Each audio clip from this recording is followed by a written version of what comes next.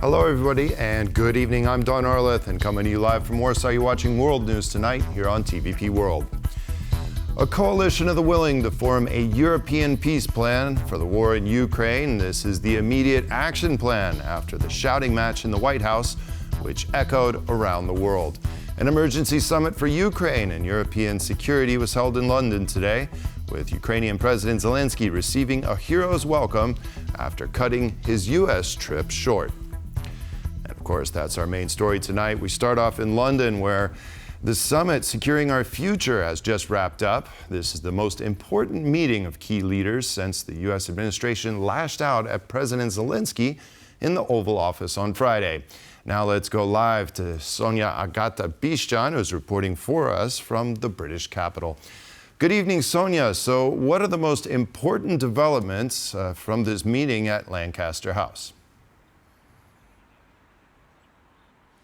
Good evening, Don. Some people would argue that this is not only the most important meeting since the new U.S. administration took office, but even in much longer. So just imagine President Zelenskyy in attendance, President of the European Commission, Ursula von der Leyen, Secretary General of NATO, Mark Rutte, and many, many other leaders all in the same room. So, as you can imagine, it is difficult to enter a room like that, and we didn't manage to do it. So we have to rely on other sources to understand what exactly happened in that room. At the press conference of Polish Prime Minister Donald Tusk, who was one of the people who were, if I could say that, lucky to be in the room, he revealed to us that this meeting was not about strict decision-making. It's also because the concentration of the people was so diverse. We had EU leaders, but we also had people beyond that, from representative from Canada, Justin Trudeau, Prime Minister, President Zelenskyy, also outside of the EU, even this host, Prime Minister Keir Starmer, UK. So it wasn't just the EU, and it's difficult to make decisions in such a group of people. But at the same time, there was an agreement on something, and that was towards continued support to Ukraine. So this is really the underlying message. Aside from that, you mentioned in the intro, European coalition of the willing, which means planes in the air and boots on the ground. I think nobody will be forced in the coalition, but it's a new initiative. And Keir Starmer's goal for this meeting was to not have only words, but also to have them backed by actions. This meeting is occurring against a backdrop of the unfortunate meeting on Friday in the Oval Office between President Zelenskyy and President Trump that left many with a feeling of distaste. But Keir Starmer made sure to highlight that the U.S. remains an important ally or partner. First, we will keep the military aid flowing and keep increasing the economic pressure on Russia to strengthen Ukraine now. Second, we agreed that any lasting peace must ensure Ukraine's sovereignty and security, and Ukraine must be at the table. Third, in the event of a peace deal, we will keep boosting Ukraine's own defensive capabilities to deter any future invasion. Fourth, we will go further to develop a coalition of the willing to defend a deal in Ukraine and to guarantee the peace. And today I'm announcing a new deal which allows Ukraine to use £1.6 billion of UK export finance to buy more than 5,000 air defence missiles, which will be made in Belfast, creating jobs in our brilliant defence sector. This will be vital for protecting critical infrastructure now and strengthening Ukraine in securing the peace when it comes. Now, Sonia, Prime Minister Starmer said many countries will be involved. So what do we know about Poland's involvement? Well, when asked about this at the press conference, Donald Tusk was quite diplomatic in his response. He mentioned that, as I indicated before, this meeting was not about strict decisions, and he further acknowledged that the host's wish, probably Keir Starmer's wish, was not to reveal any details of the various plans, again having probably security considerations in mind. However, he did say that Poland will continue to engage in all processes surrounding Ukraine.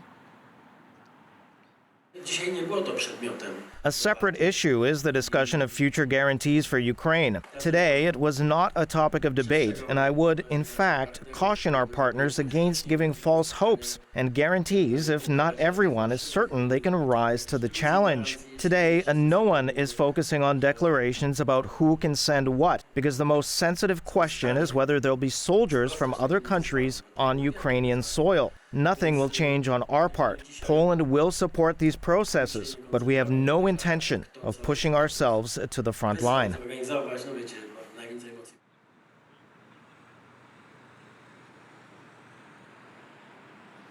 At the press conference, Donald Tusk also highlighted the importance of spending in defense, and he said that this is one of the ways of being taken seriously by foreign partners, including the United States. And this sentiment was also echoed by the NATO Secretary General. More European countries will ramp up defence spending. Of course, the UK announced this last Tuesday and Wednesday, but I believe that other countries will follow. And this is important, not only because we need more of a sort of fair balance with the US in terms of defence spending, but also because we know that our security situation is such that we need to spend more on defence, particularly now on the European and Canadian side. And that sentiment was also echoed by the president of the European Commission, Ursula von der Leyen, who said that Europe urgently needs to rearm, and she will present a comprehensive plan on how to do that on 6th of March when they have the European Council meeting. So a lot is at stake, and probably many developments will follow, and there are many more meetings, maybe not exactly like this one, but similar in nature. Okay, Sonia Gatabishchan, thank you for that update from London. Now let's cross over to Kyiv and our correspondent Oz Chatterjee, who is in the capital this evening in Kyiv. So Oz, can you give us, what are the latest reactions there from this latest plan there where you're standing? Well, I think Ukrainians will be looking towards European leaders rallying around President Zelenskyy and including Canada as well. And they'll take that as a positive sign. However, one of the themes coming from London is that they are still not trying to alienate the United States. In fact, Keir Starmer, the British Prime Minister, made it very clear that he sees the US as being central, not just to an alliance to Europe and Britain, but also to securing the kind of peace deal under the framework that's being discussed by these nations in London at the moment. So it's difficult. It's a difficult position. The NATO General Secretary, Mark Rutte, he said that it was unfortunate what took place in Washington, and he hoped that Zelenskyy could rebuild the relationship with the US. This seems to be a theme coming from certain quarters. Let's take a listen to what some of the other leaders had to say about this too going forward. I think Zelenskyy should find a way to restore his relationship with President Trump. That is important going forward. But I know as a fact that the American administration is extremely invested in making sure that Ukraine gets to this durable peace. And we have to work on this together. And the Europeans will have to play a role here. I think we all saw the meeting, and it's surprising and unsatisfactory course, and none of us are happy about it. I still hope that the relations between Ukraine and the United States, between President Zelenskyy and President Trump, can still get to some acceptable level. It would be important for everybody, because the United States is still an ally and plays an important role, and cooperation between Europe and the United States is and will be important in the future. I want to see some kind of a sketch of a plan on two accounts. One, how do we get through the next few days, and how do we get Zelenskyy and Donald Trump to speak to each other again? How do we get the minerals deal? Because I do think that that's going to be a tipping point for American engagement and commitment, actually, to Ukraine. And secondly, I want to see a long-term plan.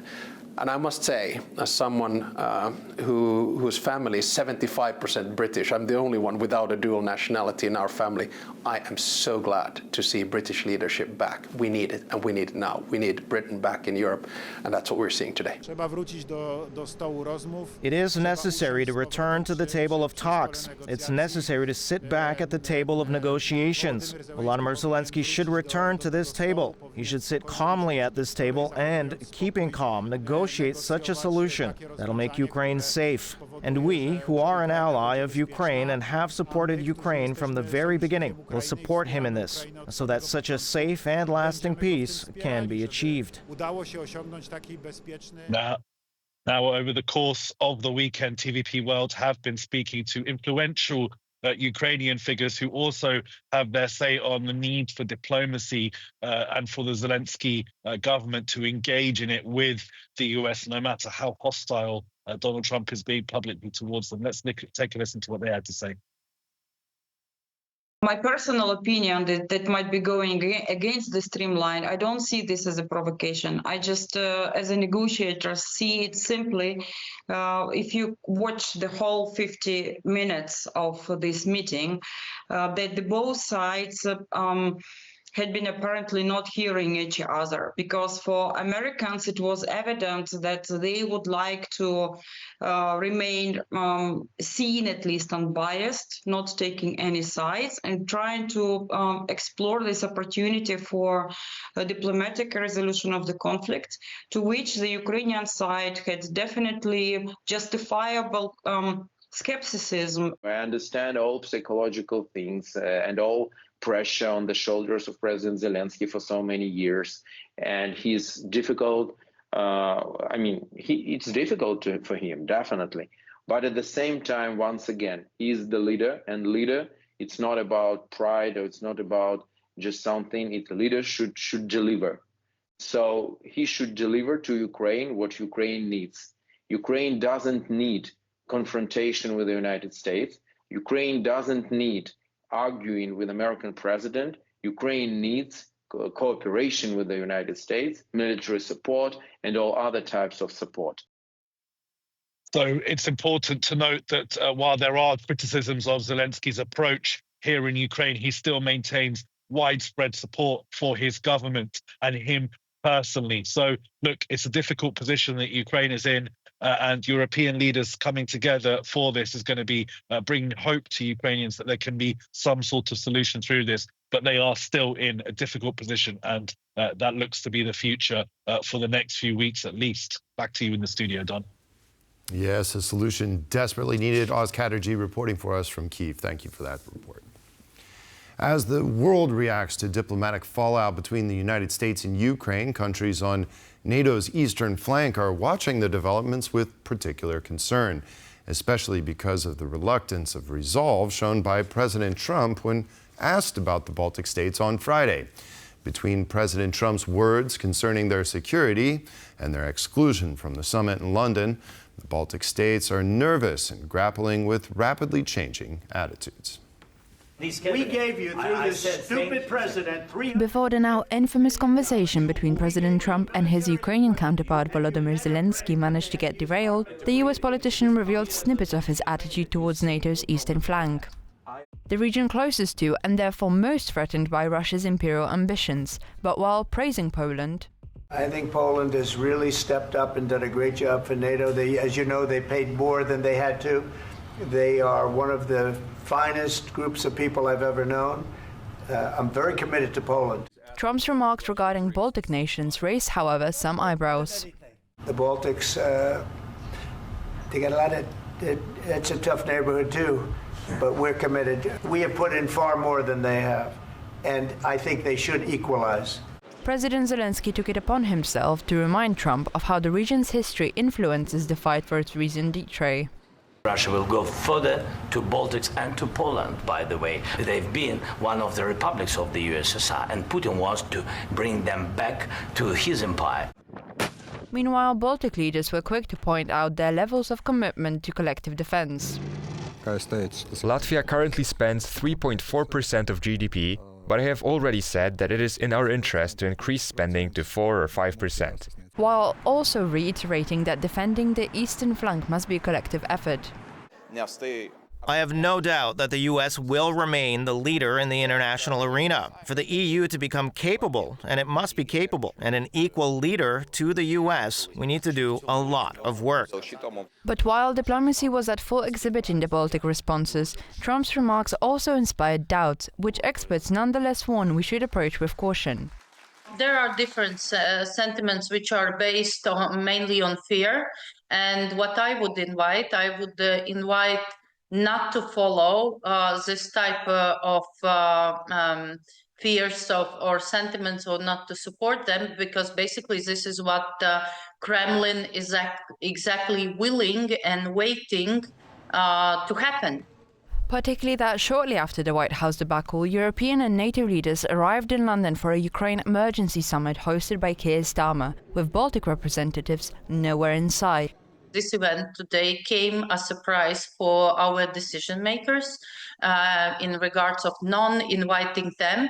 The British Prime Minister called to apologise for the non-invitation. In a phone call with Lithuanian President Gitanas Nausėda, Latvian Prime Minister Vykas Silina and Estonian President Alar Karis, the British Prime Minister vowed that the situation will not repeat itself. However, this is not the first time when the Baltics have been snubbed during a high-stakes meeting. Their recent absence from the emergency summit in Paris raised concerns about the pan-European and pan-NATO strategy. We believe that, first of all, it is the moment when Europe should be very much united. As the world watches in anticipation to see how transatlantic relations unfold, only time will tell whether this was merely a blunder. More setbacks for the EU and its efforts to extend a helping hand to Ukraine. Hungary and Slovakia are threatening to block a joint EU statement on Ukraine at a key summit next week, saying that the EU must change its strategy on ending the war. Setbacks has the details in this next report. Hungary and Slovakia seem to be close to each other not only geographically, but also in their stance towards Ukraine after the heated discussion between Trump and Zelenskyy. Because you're in no position to dictate that. Remember this. You're in no position to dictate what we're going to feel. Today, President Donald Trump stood bravely for peace, even if it was difficult for many to digest. Thank you, Mr. President.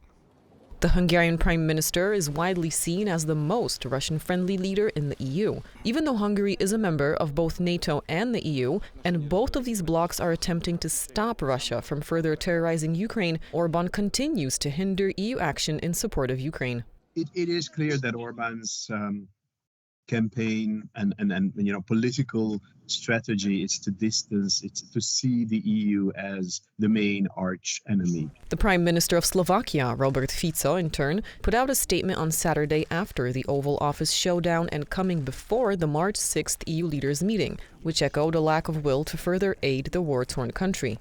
Slovakia will not support Ukraine either financially or militarily to enable it to continue the war. If others continue to do so, we will respect that. In that same statement, the Slovak populist leader also demanded the resumption of Russian gas transit to Slovakia. Fico stopped military aid for Ukraine from Slovak army stocks after taking office in the fall of 2023. The Slovak leader also met Vladimir Putin in Moscow last December to discuss gas transit issues ahead of Ukraine's planned transit halt. The game is very similar. To build an axis of alternative, discourses, and where the EU can be, defined as the axis against which this one is created. The EU has been struggling for unity since Trump sidelined Ukraine and its European backers by engaging Russia directly to end the war. At the March 6th Brussels summit, leaders will discuss European security guarantees for Kyiv and a new weapons package. However, Slovakia and Hungary are already sending stark signals they aren't seeing eye to eye with the rest. Setbacks, TVP World. Remembering Mariupol and the brave who held out until the very end. A special screening of the documentary People of Steel took place in Warsaw.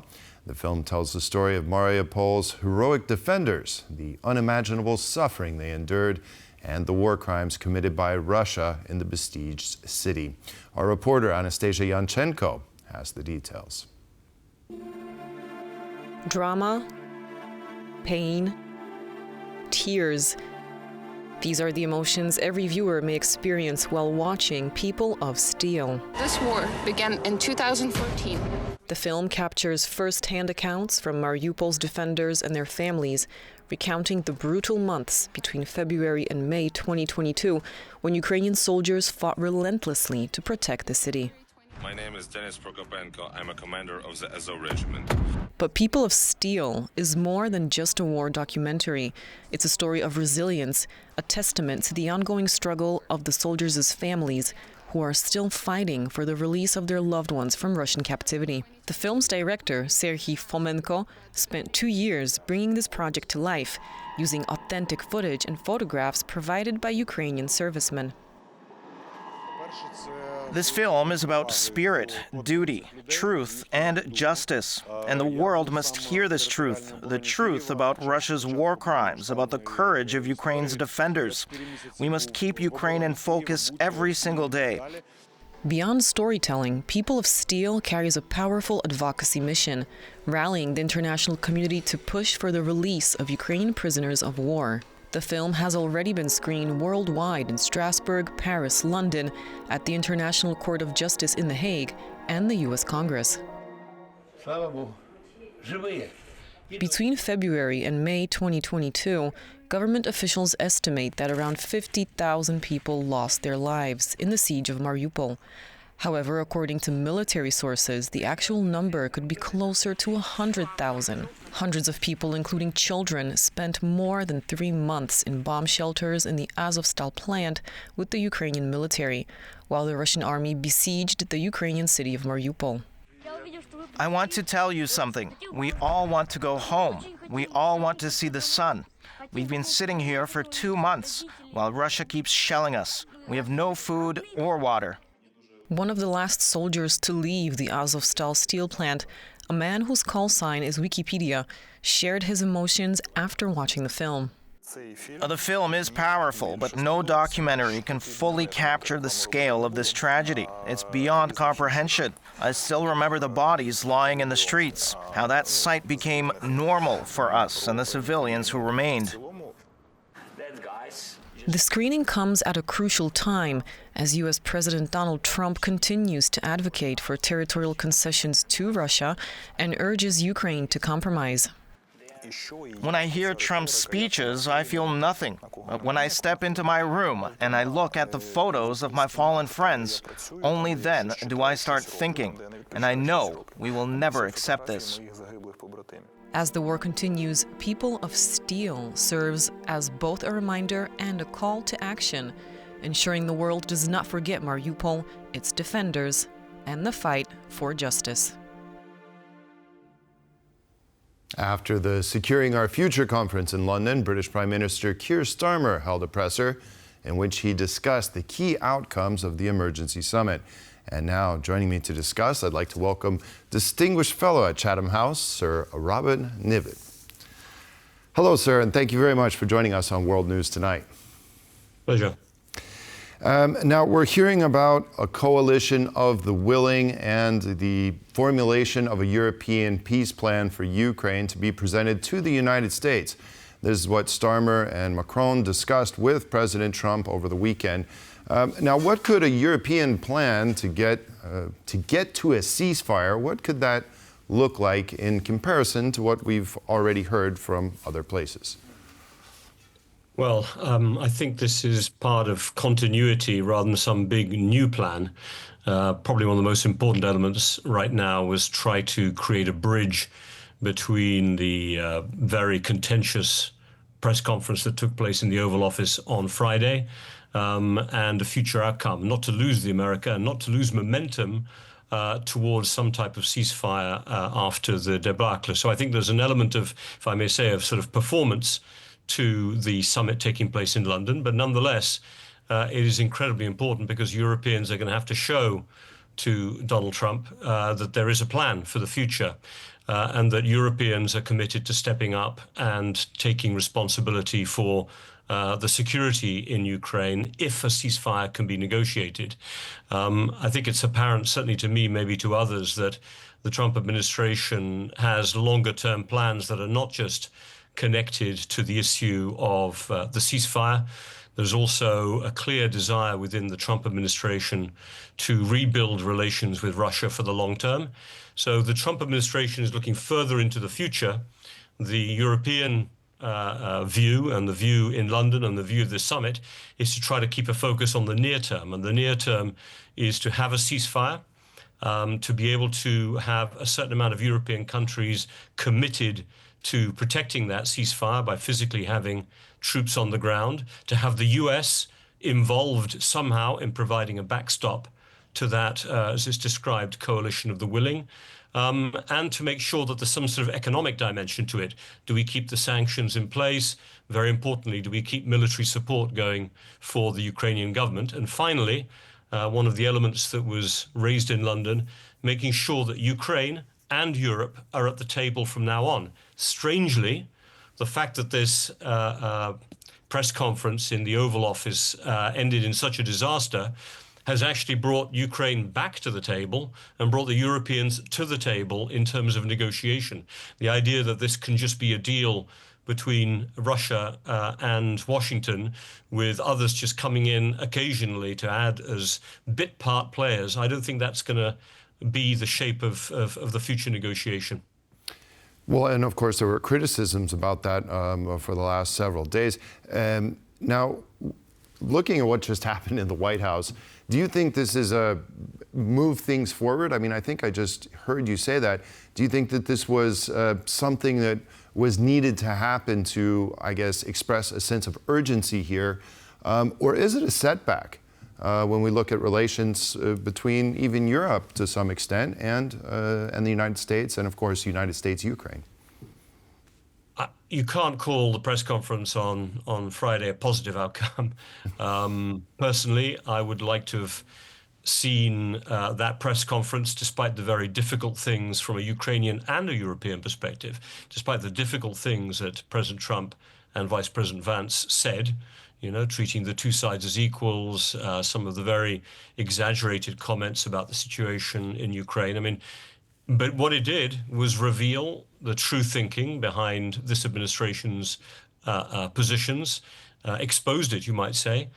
Ironically, I think President Zelenskyy has come out of that debacle in the White House stronger in Ukraine, and therefore in a stronger position, ironically, to potentially make concessions in the future than he would have been as somebody taken a little bit like a lamb to the slaughter. I mean, I'm exaggerating for effect, but I think you'll understand what I mean. And also, it's forced the Europeans to the table and forced the Europeans to start to create some shape to this coalition of the willing. You've seen the UK government today already pledge an additional $3 billion in air defence funding, and a $2 billion additional amount there of access to UK export guarantees. And we've seen, I think, a very strong showing of European leaders in London today. So look, it's not good, but we weren't good going into the press conference. The only problem we have right now is the minerals deal between the US and Ukraine is on hold. And I think it is very important to get that negotiation completed and back on track, because it is the one way that the Trump administration will have skin in the game, if I can use that phrase, within Ukraine. And it may provide the leverage for him to provide, Trump administration to provide some type of security backstop to the Europeans. Because if there are Europeans in and on Ukrainian soil after a ceasefire, they won't just be protecting Ukraine, they will be protecting the US investment in Ukraine, in its strategic minerals. So I think it's still all to play for. That would be my standpoint. It was a brutal, horrible moment, but I think almost better to have it now than later. So moving forward, how does President Zelenskyy now mend that relationship with Washington? Perhaps Europe should be maybe a middleman here in this. And I believe you mentioned the minerals deal. Would that be, that would probably be key for President Zelenskyy to try and restart his relationship with Donald Trump? Well, the bit of business that is left unfinished, obviously, is the minerals deal. As I think you and your viewers are aware, what they would have signed on Friday was not the deal. What they would have signed on Friday was an agreement to negotiate a deal. In other words, it would have started a process that still had a long way to go, including amounts of money, shareholdings of the investment structure, length of time. In any case, there are a lot of stuff to iron out. And I think the one issue here that the Europeans can try to do is to say to the Trump administration, look, we're putting more skin in the game, and to say to Zelensky as well, we're with you, maybe even more formally than we were before you went to Washington, but now we need you to complete the signature. I might say, just from a tactical standpoint, there's no need for this first early agreement to be signed at the White House. There's no need for it to be signed by the two presidents. It could be signed by the Secretary of the Treasury and the Deputy Prime Minister of Ukraine, who were the two who were involved in negotiating this current preliminary deal, if I can call it. So again, the question is, what is the long-term U.S. goal? And the long-term U.S. goal and Trump's goal is to say, I delivered peace in Ukraine, partly because it's an electoral pledge, his credibility is on the line, but partly also importantly, as I said, because I think he wants to improve the relationship with Russia for the long term. And there is a China angle to this, and they've been explicit about it.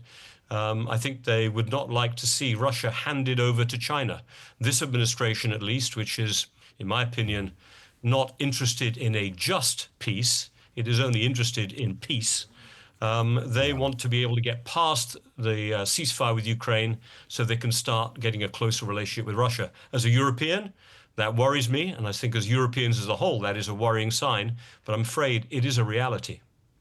Well, we still have a long road ahead of us, Sir Robin Niblett, Chatham House distinguished fellow. Thank you very much for joining us and providing your insight. Appreciate it. Pleasure. Thank you. And that concludes this edition of World News Tonight. Thank you all for watching. Have a wonderful evening, and we'll see you next time. Good night.